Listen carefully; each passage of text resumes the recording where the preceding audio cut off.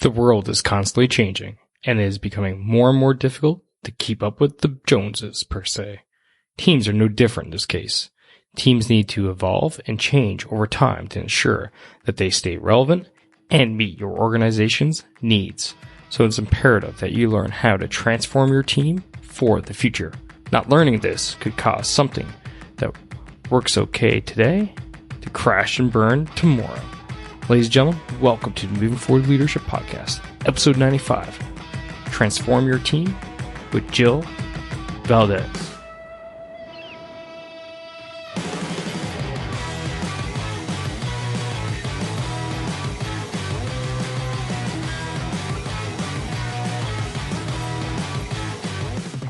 Welcome all to the Moving Forward Leadership Podcast. It's your host and founder, Scott McCarthy. And welcome to what I would say is the greatest leadership podcast out there for you today. And yes, that's biased, folks, but hey, you're here for one reason and one reason only, and that has become a good leader, a better leader, and that's why I'm here as well, to do that myself and to bring you along with my journey. So that's what makes this the greatest podcast ever, because you know what? None of us have it all figured out. And as long as we keep that humility and that attitude, that is what is actually going to make us better leaders. Got a great show lined up for you today. Jill's an outstanding guest. But before we dive into the show today, I just wanted to remind you, we're in December 2019 of the airing of this podcast, which means 2020 is right around the corner. And are you ready to set some goals? Are you ready to achieve some goals? Most likely you probably haven't. So try something different this year. Try a little bit of coaching. Try a program. Most importantly, try the Power Goals program that I have set up for you to achieve what goals it is that you want to achieve. And most importantly, figure out what goals are important to you so that you can achieve them. So if you've been failing at achieving your goals, much like something like 95% of people out there, then try something different this year, because the definition of insanity is continually trying to do the same thing, yet expecting a different result. So don't be insane in 2020. Try something new. Try something different. Try the Power Goals program. I'm sure you will not regret it. And you can learn more simply by going to movingforwardleadership.com/power. Again, that's movingforwardleadership.com/power. Or you can check it out in the show notes, and that is at movingforwardleadership.com/95. Again, movingforwardleadership.com/95. And the Power Goals program will be in the show notes there for you as well.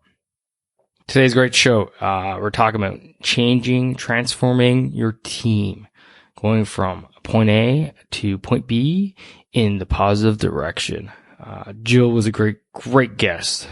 She joined a startup team for a nonprofit organization and basically was thrown into creating all the systems and processes necessary for the growth of the organization. 8 years later, they're operating on 2 sites with 30% increase in their clients and a simple operations plan that was successfully passed on to the next director. Her next position was for an established organization that had been simply doing the same thing for 40 years. So basically she jumped in and she enabled that organization to transition in a new way, which was more effective and more efficient. So, she knows what she's talking about. Now she coaches, she consults, she takes care of other companies, in ensuring that they don't stay on the same path like this second organization. During this interview, we talked about things such as why leaders need to transform in the first place, how to deal with resistance, 5 different ways to transform your teams, problems that you may occur on, and a whole whack more. So folks, that is it. I'm going to stop talking now so you can listen to Jill. So ladies and gentlemen, sit back, relax, and enjoy my interview on how to transform your team with Jill Valdez.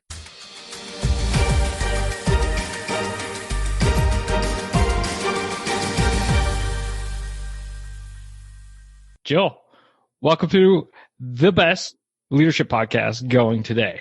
And I might be a little biased in that intro, but you know what? I don't care. Well, thank you. It's great to be here tonight. It's a pleasure to have you. I was happy that a former guest actually linked us together to get you on the show. And then when I saw your one pager there, I was like, yep, she is coming on. So thanks to you and thanks to Michael for linking us together when he listens to this show. So we're talking about transforming teams tonight actually. And that's can be a bit of a touchy subject. And I guess the first question I want to really dive into is, why would leaders even need to transport our teams in the first place? Oh my goodness, there's a million different reasons why. So probably the biggest reason is that there's stuff not working in the team. Like I just finished a big project with a company that when I started with them, they thought that they were doing great things. But then once they kind of like peeked under the hood of what was really happening, the team was full of dysfunction.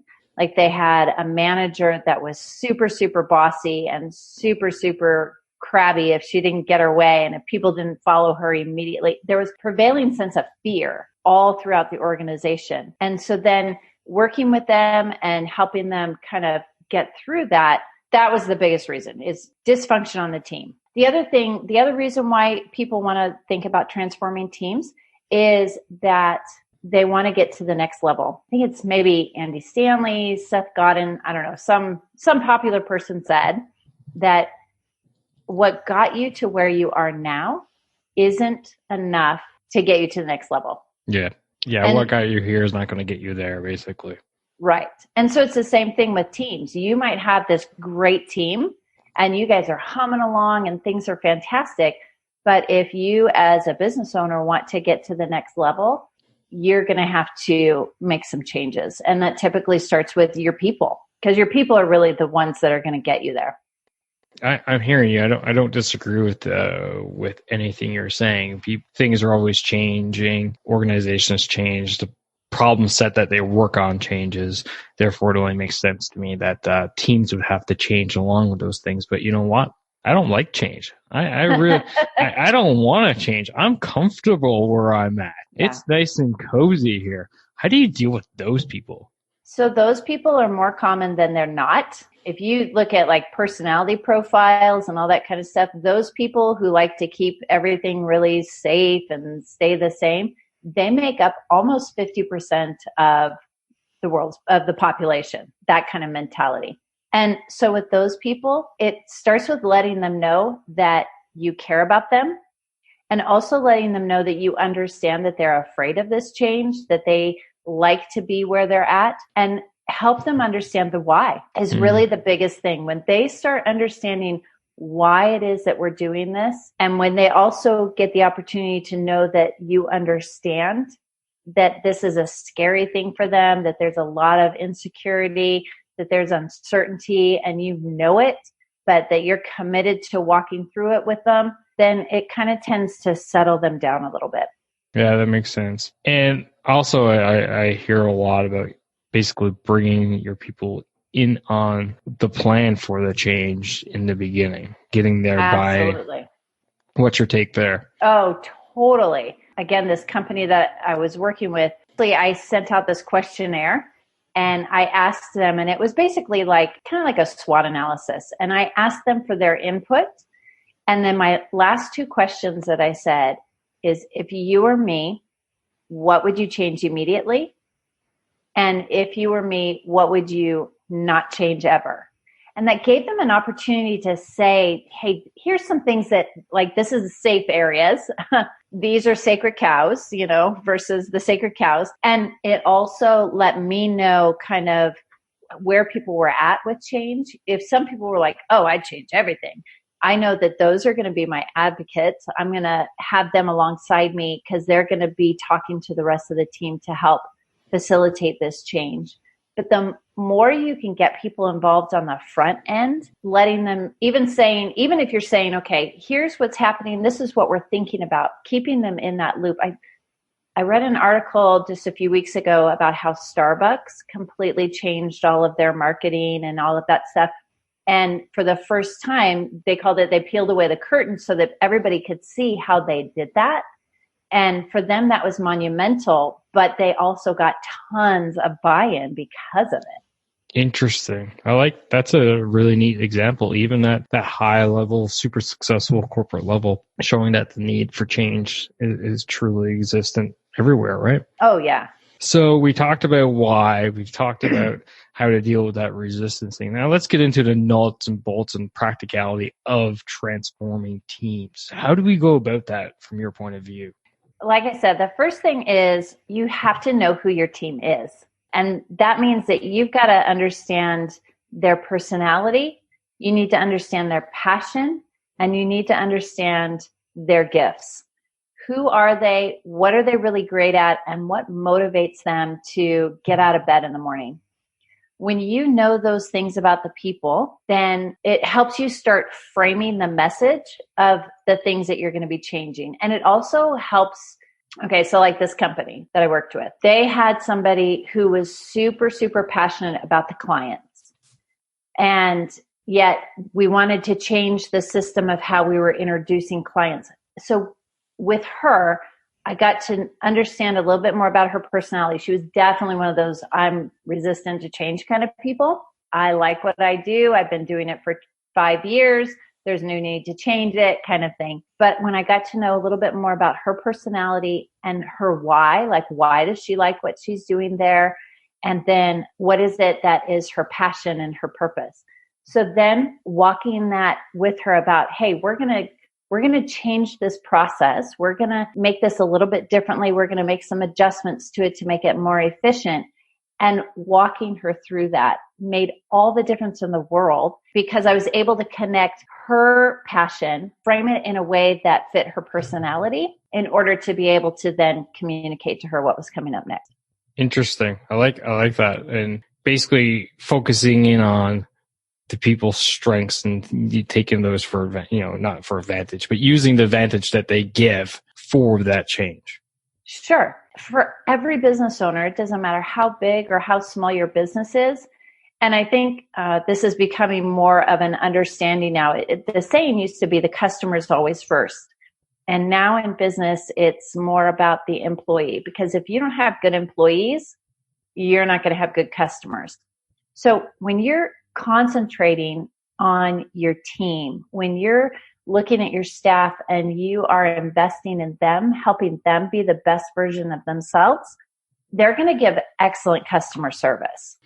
Awesome. So that's one way of changing a team, transforming a team. Are there other methods, other ways to do it? Oh, yeah. So so once you understand who it is that you have on your team and knowing who they are, then the next part of that process is looking at your org chart and saying, I did this with a company today. Imagine it's 3 years from now. You have reached the vision that you have for what you want the company to be in 3 years. Money is not an object. There's no limitations. What is the ideal as far as the roles that you need to have to make your business run? And I tell them, don't think about who you have currently on staff, but think about what the role is. And so when they do that, then you can start identifying where some of the gaps are. And also then after you've got those roles and got that org chart, for one, it's like, oh my gosh, this is the dream team kind of thing. But then you can start looking at the people that you have and start a development plan to start moving them towards that role. And they get excited because you're investing in them, you're investing in their development, and you're also connecting, make sure that you connect their development with showing them how it connects with the goals of the company. So they know, like, when they come into work, when they do a good job, they're contributing to the future. They're contributing to the growth and the positive things that are happening in a company. So they get to feel like that they actually have a part to play in the success of the company. And even those most resistant to change people want to get better. They want to wake up and look back on their life knowing that they were the best version of themselves. So helping them do that with developing that. So the way I boil that down is basically what you're trying to do is invest ownership into your people for the change, for the organization. And the best way to do that is making them the number one priority, vice basically everything else. Yeah, absolutely. Because they're going to be your salespeople. When you Right. have a team that loves their company, okay, so like a car dealership, if they love their company, they're going to tell all their friends, you have got to come and get a car here because this is the best place. Even if it's not even like a direct sales kind of thing, they're going to talk about how much they enjoy going to work. They're going to not be making the snarky comments about, oh my gosh, it's Monday, or woohoo, thank God it's Friday kind of stuff. They're going to be like, wow, they're excited to go into work. People in their circle of influence are going to notice that and be like, tell me about your company. So they're going to be the biggest marketers of both for customers and for future talent. Yeah, it kind of falls directly in line. What I say often is that the leader's job is basically to give all the tools possible to their employees, to their subordinates, so that they can go out and do the job on the leader's behalf. And, as a car salesperson, they're the one that is out there selling the cars, whether that's through, like you said, indirectly, i.e. through talking about how great the product it is or how great it is to work at the company, and people get interested and they swing by and all of a sudden they drive to pick up a new set of keys. Or it's through directly of that sales, sales pitch. And in the end, they're the ones that are doing the job on behalf of the leader. And the leader's kind of sitting in the back. Well, you said something really important about how teams need to take ownership. And that's really, really important. Empowering your team to be thinking more like owners rather than just employees. Let's go down that rabbit hole, shall we? How can we? So because I'm an employee. I'm not an owner. I don't have stock. I don't have shares. I didn't build this company. I just went ahead, saw an ad for a job, applied for it, and suddenly here I am, just sitting at the desk typing away. Yeah. How do I get ownership in this place? I've only been here 6 weeks.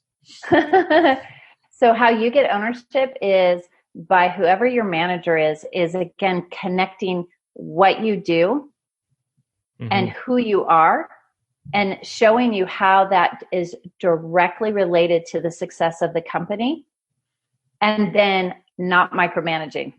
Like saying, I trust you enough to be able to do your job with the expectation that you're going to come in and your approach is going to be, I'm going to give this 100% quality and excellence and be thinking about this as if I was the owner. That's a very difficult thing to achieve, though, right? To be honest. So don't get me wrong. I am 100% on board with you, but one of my previous jobs, so by day, I'm a Canadian Army officer. So one of my previous jobs, I was a squadron commander. I had 200 people under my command.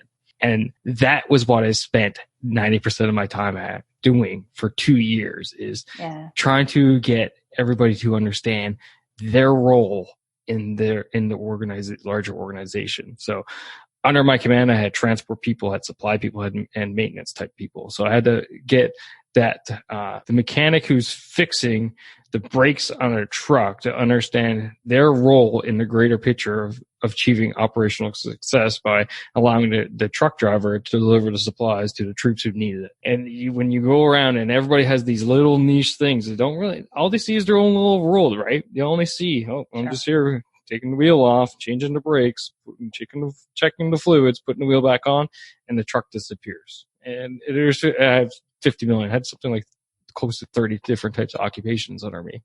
So everybody had all kinds of different jobs. But that's what I spent most of my time doing when I would be out walking around. Is like, hey, this is where you fit in. This is what you're achieving for me in the organization on my behalf. It takes a lot of work. Yeah, it so does. Yeah, it's not. I mean, I spelt this off like, oh, you just do this, blah, blah, blah. Yeah. And the people listening are like, oh my gosh. Yeah, no, I'm not trying to rain on your party. I think it was kind of like management of expectations, right? Folks listening, it takes a lot of work, but it does. It is absolutely worthwhile, because once everybody knows that, oh, wow. But now I'm starting to take over your party. Yeah, no. This is great. And like you said, and you did it right in telling people, helping them see how what they do connects to the bigger picture, and giving them the recognition that what you're doing, you may think that you're just changing a bolt or you're just changing a tire, but this is critically important because here's how it affects and here's how it goes down the line. My question back to you, though, would be, and that somebody might have to consider is the culture. Because in the military, the culture is almost that you're just a cog in the wheel. Like you don't get to have a brain. You join the military and you do your job, and you really don't get to have too much of a thinking brain. You're just doing your job. So how much of it is culture in that situation? We'll bypass that topic of debate, because that could be a whole new podcast, the culture of the Canadian Army. But no, you are, but you're 100% right. If the culture being bred in the organization is one of, you know what, I sit here, I take the TPS reports from one desk, and I take it from the engineers, I hand it to the clients, and I take it from the clients, I hand it to the engineers, and I'm just this cog in the middle person going back and forth, then they're not going to see that larger picture for sure. So I would agree with you that culture definitely plays a huge part in people understanding where they fit in the larger organization, what they do, and what that impact has. And I guess you can even move that towards this whole topic of transforming your teams, is that one, transforming the team so that people see that, but also seeing where their impacts have on the transformation of the team. Would you agree with that? Oh, totally. Yeah. The whole idea of the cog in the wheel and kind of that silo mentality, helping people understand not only how their task is important to the success of the company, but their attitude, how their attitude makes an impact on the whole organization. And so that's also a part of transforming the team. It's really about helping people recognize how connected they really are. Even they're like a remote worker. Like I work with a company and most of their staff is remote workers. And some of the remote workers are like, look, what significance do I have on the company? You know, I'm not even there. I'm not in the office. I don't even know that people know me. But it's that kind of thinking that actually has an impact, because I've talked with people in the office and they're like, man, you know, we want to be more engaged with this person. We want to be interacting with them more, but we can't ever get a hold of them. Their perception, the perception of the people in the office versus the remote worker is night and day. So then bringing them together and saying, okay, here's how you guys can work together. You know, here's how this remote worker has been thinking and feeling. Here's how the office staff has been thinking and feeling. And then let's figure out how to make it a better relationship. And then from that, all of a sudden, their efficiency and their effectiveness has just massively increased. And they operate more like a team, because they've come to realize that, you know, with communication, they've come to realize that what the remote worker was thinking was totally different from what they felt like the in-office staff was thinking, and vice versa.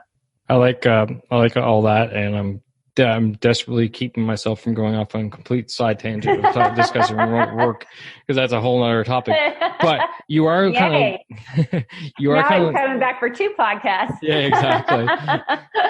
But you are leading me on another line, and that is, how do we manage transformation when the transformation starts hicking up? You know, nothing goes according to plan. As we say in the Army, no plan survives the line of departure, i.e. when we're going on operation, we cross to start the operation, and basically the plan goes out the window. No plan survives. There are hiccups always. So how do we deal with them, get ourselves back on track when we're going through this whole transformation process? Yeah, that's a great question. I'm all about assessing and asking questions. And so when something goes off track, then it's sitting down with the key players. First of all, identifying who the key people are in what made this happen, and then asking the question of, why did this happen? How did we get here? How do we fix it? How can we get back on track? And then bringing back the team and saying, hey guys, we recognize that we were going down here and we've been doing this. We've hit some snags. Here's identifying what they are, and then saying, this is why we think that they've happened, and this is our plan for moving forward. That's right. Yeah, I like that. And I think even better, I would suggest probably is, it's always better to identify these problem areas and address them sooner than letting them pick up steam and boil over and grow. Yes. Yeah. Right? Oh my gosh, yes. Procrastination is not a good thing. And hoping that if you ignore it, that it will automatically just get better, that's not going to happen either. What will happen is a couple of things. People will get disheartened, and you're going to lose trust and credibility as a leader. They're not going to as easily get back on board with moving forward with the transformation. And they're going to revert back to what they've always done. And so then you actually kick yourself way far back as far as where you've been going in the process. So you're basically going to end up back at square one. Yeah. Yep. If you just ignore it, people know, people are not ignorant and they're not stupid. People know. And if they see something not working, kind of that fight or flight mentality kicks in, and they're either going to start complaining, and that's kind of the fight mentality, or the flight mentality is, I'm just going to escape into my own little bubble and go back to doing what I know is safe and works, kind of thing. Love it. So here's the scenario. We've discussed why it's important, why we need to transform our team. We've got those people who are skeptical on board. We got our team to buy into the plan. We're executing the plan within some way or another. We've dealt with the hiccups. We've dealt with the problems along the way, and we've hit the finish line. We've transformed. Hurrah. Woohoo! Is that it? Is that it? That, of course, you got to stop and celebrate. And then the next day you start it all over again. No, it is important to celebrate and to recognize that people have worked hard to get you to where you're at, and even celebrating some of the changes that the people have made, because you're going to see people grow.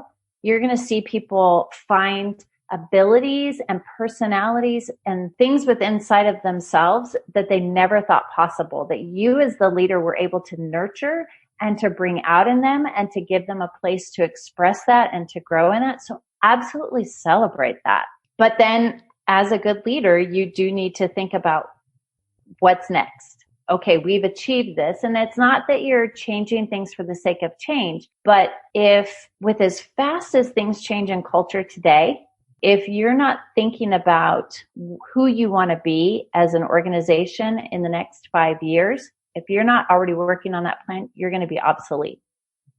Right. So you hit that final bit, and then you, like you said, celebrate, enjoy it, and embrace the moment. But at the same time, exactly, you literally took the words out of my mouth. I was thinking, what's next? What's that next thing? Because the world is constantly changing, right? In my point of view, the world's constantly changing. The world could have changed by the time we're done this podcast. Who knows? Yeah. But we need to be prepared for those changes. So you need to be constantly adapting and move flowing with it, because as we see with larger organizations who don't transform, who get really ingrained in their roots. And look at me, I'm an army guy who's heavily steeped in tradition and yada, yada, yada, all that stuff that is like change. Well, guess what? No, we have to. And we're seeing that even in the forces that we need to change. So it's all great points. The cool thing about it, though, is you don't necessarily have to transform the team at that point. Now you've got them on board. Now you've got them excited. They've got a win under their belt. And so now they're going to be joining you with asking that question of what's next. That's a huge point. Wow, I didn't even think about that. No, you're totally right. People they'll want to, especially if they've truly bought into it and feel and seen the results, they'll definitely want to. So my husband and I, we live in northern Arizona. A couple of months ago, we climbed the highest peak here in Arizona. So it's Mount Humphreys. It's like 12,600 feet. And we weren't as prepared as we should have been, but we did it. And coming down, I'm like, oh my gosh, I'm so done with this. I'm never going to hike a mountain ever again. This is like the second one that we've done. I'm like, I'm never doing this ever again. This is ridiculous. But then a couple of days passed, we recovered. I'm like, I think I could do that again. And so we have friends and they were like, wow, you did it. We want to go up there. I'm like, hey, next time you go, let me know and I'll go with you. Because I've done it. And right. I survived it. And so it's kind of that same thing with people, and especially with change management, is that you get them through it and they're like, oh, it wasn't as bad as I expected it to be. There was rough stuff. It was messy. There was scary stuff.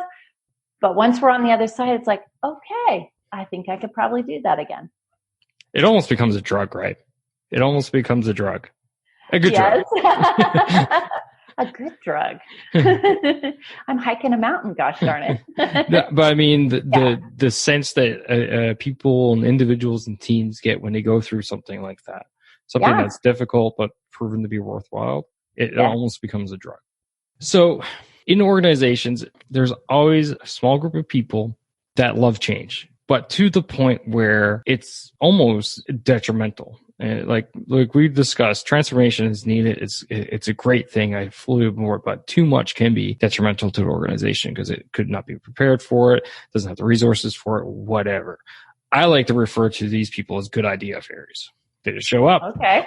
They show up. They have this idea. Oh, we should do this. They think just spreading some pixie dust on it will make it happen, but it doesn't really. So, do you have any advice out there for a listener that how do you deal with these type of change agents, these type of people who want to constantly transform to actually at a detriment of the organization, of the team? Yeah. I know of a company that they had somebody that was always changing the processes. Like nobody ever could get something settled because they were just always changing the processes. And fortunately, the company owner was smart enough to have a consultant and have a coach who said, you need to make this stop and coach them through. But somebody has to have that conversation of showing that change fairy that they're hurting the company. They're keeping the staff from feeling any sort of security. They're keeping things from being able to take root. And they're really costing the company a lot of money because so much time is going into always having to relearn processes and relearn things or learn these new things that nobody's actually getting the work done. And so that person who is that change fairy, they need to realize that by constantly changing things, for some of them, their heart isn't such the right place that they really want to be doing things to make things better, that's why they're doing it. That's their motivation. But change has to take place kind of slowly, and things have to have time to bake before you can start bringing in a new change. Otherwise, you are costing your company real actual dollars, and you're costing your company real actual talent. Because people who don't like their environment and people who don't feel safe and who are in a position where things are always changing and they don't get to feel like they're ever doing a really good job, they'll leave. Yeah, and good help's hard to find. Great people are hard to find, unfortunately. Yeah. So you don't want people to leave. This has been a great conversation. I thoroughly enjoy it. I got one last question before we flick to the end. If you were to sum up everything in just a couple, quick bite-sized words, what would be those key words for transforming your team to the listener? Communication and connecting the actual people of your team, their personality, their passion, their motivation to the vision of the transformation and what's going to be on the other side. Awesome. I definitely couldn't say it better than that. That's for sure. That's why you're here, right, Jill? Yeah, that's what they tell me. Awesome. I just got a couple last questions before we wrap the show up today. And the first one being a question I ask all my guests at the end of the show, Moving Forward Leadership Podcast. And that is to you, Jill, what makes a great leader? Oof. Gosh, I wasn't prepared for that question. A great leader is somebody who cares about those who are following them and is going to do what it takes to get those people to the best version of themselves. Awesome. Love it. And the reason why I don't prepare guests for it, because I get the best answers out of them for it. I'm sure. Yeah. Jill, it's been an honor. It's been a pleasure. It's your time now. Feel free to give yourself a shameless plug. Where can people find you? Can they reach you? How can they follow you along with your journey? Cool. Thanks so much, Scott. I appreciate that. The best way that people can find me is on LinkedIn. I'm pretty active there. I really like it. That's where I put out a lot of my business communications and helping people with strategies of people development and process improvement. So they can find me on LinkedIn. I have a website, but really, for your listeners, the best thing that they can do right now is they're either listening on their phone or their phone is right next to them. Pick it up, get out there, open up their text messaging app. They're going to text the word link to 31996. So that's link, LINK, the name of my business, to 31996. And what I want to do is I love helping people. I love helping people, and I love helping companies with like strategy for people development and team development. But I also love helping people just get to that next level. And so what I want to do is give your listeners a free strategy session, a free next level strategy session. It's going to be about 45 minutes. We're going to be on the phone. There is no hard sales pitch at the end. It's truly a session where they're going to walk away with some actionable steps that's going to help them get to the next level. Of course, if they decide that they want to work with me, that's fine too, and I'll talk to them about that. But I like to help people. So that's what I'm going to give your listeners today. Awesome. And that's just simply either finding you on LinkedIn and shooting you a message, or is there another way that they can... If they text the word link to 31996, they'll get a welcome, I'm so glad, and then there'll be a message that tells them how they can schedule that strategy session with me.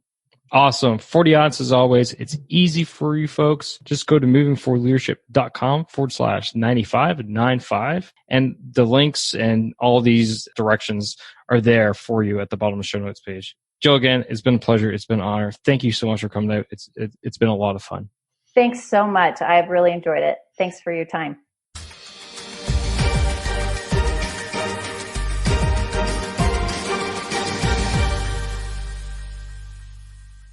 All right, that's all I got for you fine folks today. I hope you enjoyed the show. I hope you enjoyed the interview. And most importantly, I hope you got something out of it. And if you did, remember R squared, S squared, right? Rate and review the show so that it gets a little bit noticed, a bit more. But most importantly, I can help more people, because that's what I'm here for. That's what my guests are here for, is to help more people become better leaders and not being bosses, right? So remember that. R squared, rate and review. S, share the show. Share this show with someone who you think can relate to the podcast as a whole and today's topic. And then finally, subscribe. Subscribe so that you never miss another episode. And you can do that via your podcast playing app of choice through movingforwardleadership.com/subscribe. That's it for today, ladies and gentlemen. And as always, stop bossing and start leading. Take care now.